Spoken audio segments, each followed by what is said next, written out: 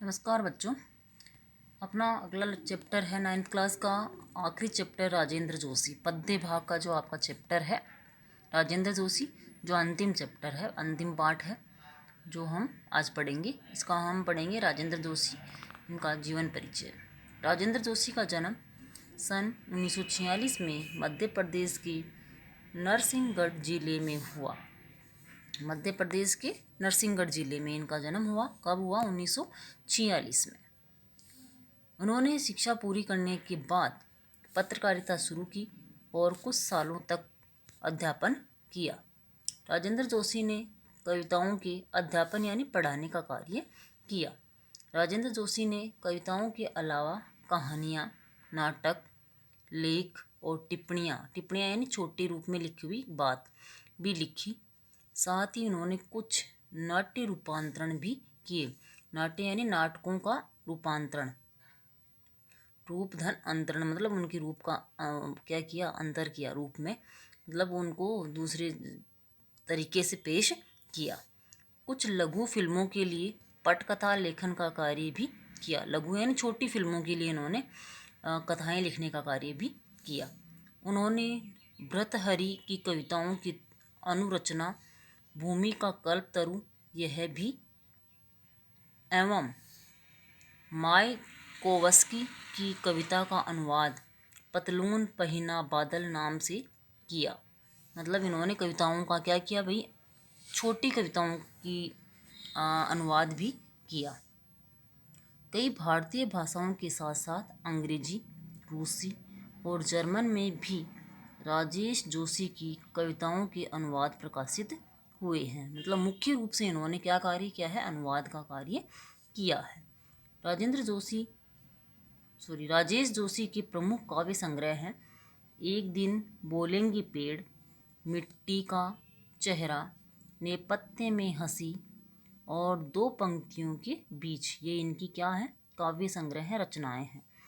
उन्हें माखनलाल चतुर्वेदी पुरस्कार, मध्य प्रदेश शासन का शिखर सम्मान और साहित्य अकादमी पुरस्कार से सम्मानित किया गया है।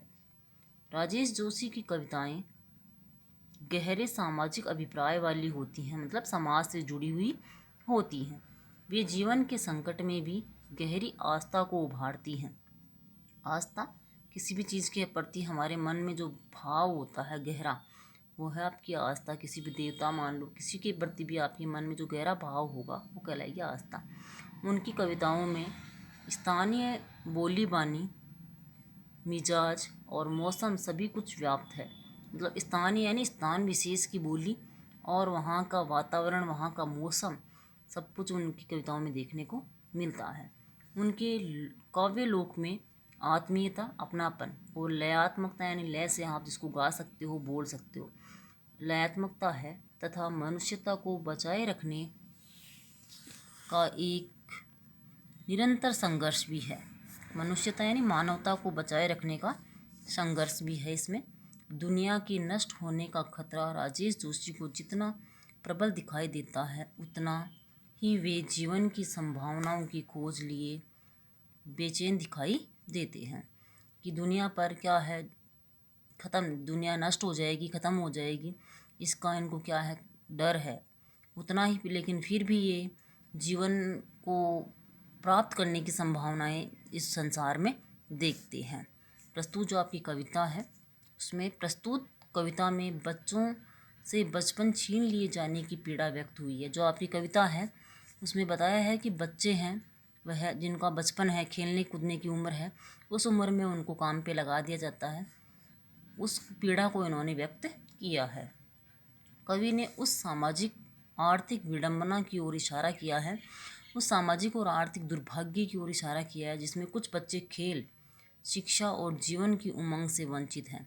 जिन बच्चों से बाल मजदूरी करवाई जाती है, समाज के कारण और पैसे के कारण उनको क्या कर दिया जाता है? काम पे लगा दिया जाता है। जो खेलने कूदने की उम्र होती है उनकी, उस उम्र में उनको इन चीज़ों से वंचित कर दिया जाता है, उनसे दूर हटा दिया जाता है और कमाने के लिए भेज दिया जाता है। उसका वर्णन आपको इस कविता में देखने को मिलेगा। आपकी कविता है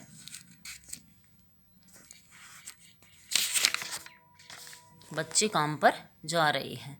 जो हम पढ़ेंगे नेक्स्ट वीडियो में। धन्यवाद।